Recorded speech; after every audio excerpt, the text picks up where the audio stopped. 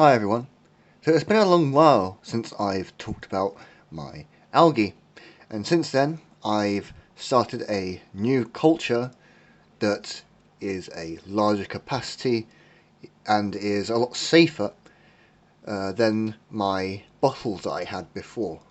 It's safer primarily because it's a larger surface area, and so it's more difficult to knock over, and it's a larger capacity because before, combined with the two litre bottles and the 1 500 milliliter bottle that I had previously, that came to obviously around 4.5 litres, whereas this pantry box, this polypropylene box that I have here, that I'm currently growing my new culture in, it has a capacity of 11 litres. In here, I reckon I have about 10, maybe 10 and a bit litres of medium in here, but that's still a substantial upgrade over my previous culture.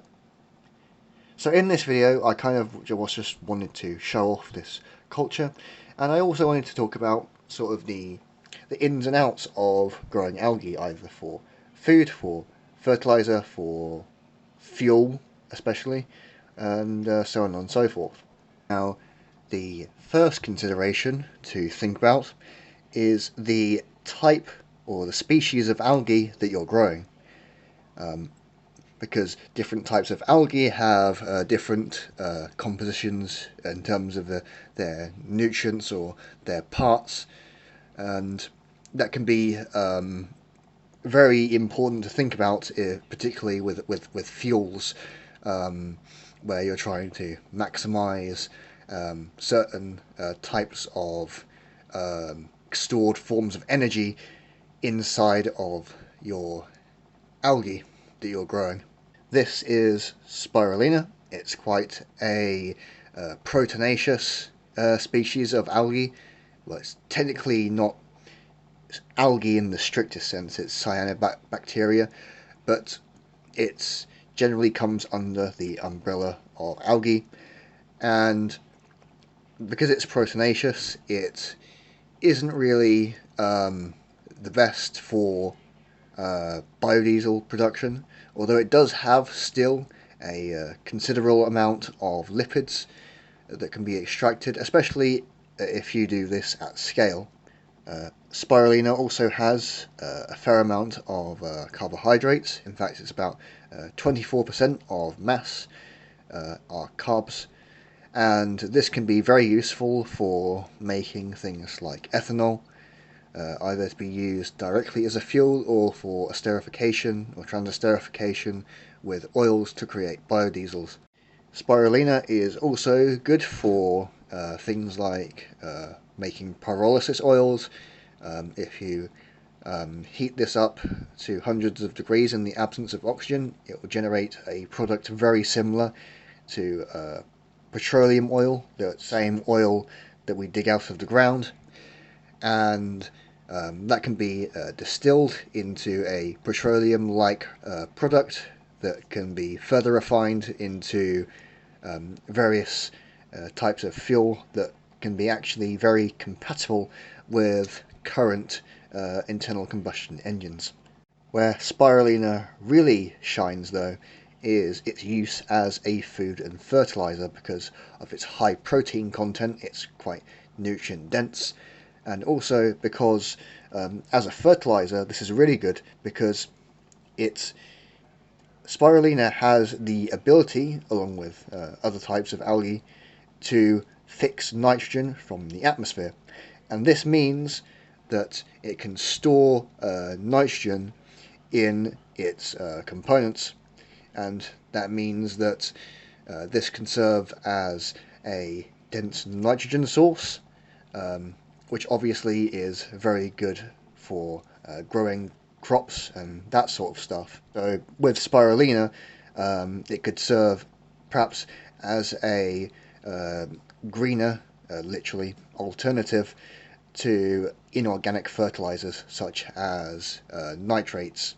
If you are insistent on making things like biodiesel, you can still use spirulina, but the best type of algae to use for stuff like oil extractions and biodiesel and that sort of stuff is chlorella, because chlorella contains a significant amount of lipids and oils, much more than spirulina, and from that you'll get a high yield of oil that can be either used directly or can be converted into biodiesel in a separate process. For spirulina, the lipid content is around 10 to 20%, and for chlorella it's 20% plus generally. Chlorella, I've read in some literature, chlorella can actually have a lipid content of up to 60% or so, which obviously is quite good for lipid extraction. In terms of numbers and growth rate and that sort of stuff, the way algae grows is it grows exponentially instead of linearly, and what that means is that the culture will grow. To start, the culture will grow very, very slowly, especially if you're in particularly cold conditions. It's March here in the UK, and it still hasn't warmed up quite enough yet into the ideal range for spirulina. But regardless, according to literature, you should expect a gain of around 0.1 to 0.2 milligrams per milliliter for each consecutive day. So what that means is you should expect an increase of say 0.2 grams in your growth rate as the days go by. So to start with, you might be growing next to nothing, and then the next day you might be growing 0.2 grams per litre, and then the day after that you might be growing, say, 0.35 grams per litre, and so on and so forth. The max growth rate I've seen in literature online is around 0.8, 0.9 grams per litre per day. And for this, we'll call it 10 litre culture. That would mean that from this, the maximum growth rate that I will achieve is around 8 or 9 grams per day, which is perfectly fine for my demonstration and experimental use case. Now, what that means in terms of stuff like lipids and things like that is that let's call it 15% lipids by weight for spirulina. That means that if I have, say, 10 grams of spirulina that I have grown, I will get around 1.5 grams of lipids that I can then go on to use for making biodiesel in a separate process. But that leads me on to talking about energy constraints, particularly with the largest consumer of energy throughout the entire process, which is lighting. Now, something I was using before from time to time to, I was using it on my previous culture, is this massive 600 watt array of LEDs powered by just mains, and these are red and blue LEDs, and my theory was that if I pumped as much light into the algae as possible, then it would grow much faster. However, what I've just quickly discovered is that at a certain point when the mediums became dark and became saturated with algae, they stopped growing as much, primarily because I guess the light can really penetrate through that much. And what this meant was that I was basically wasting energy. And I was wasting energy anyway because this LED array massively outstrips the amount of stored energy in the lipids of the algae that I was growing in terms of its energy consumption. A gram of vegetable oil or any like plant oil or something like that, they're all pretty similar, contains around 38 kilojoules per gram of stored energy. And when you do the conversion from kilojoules to watt hours, that's dividing it by 3.6, you get around 10 watt hours per gram.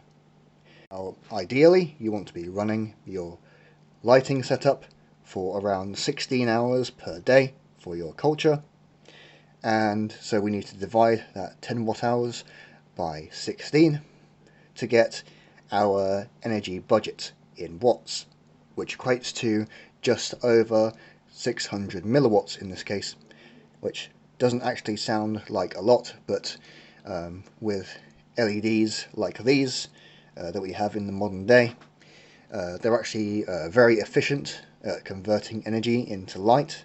That's a luxury we have in modern times.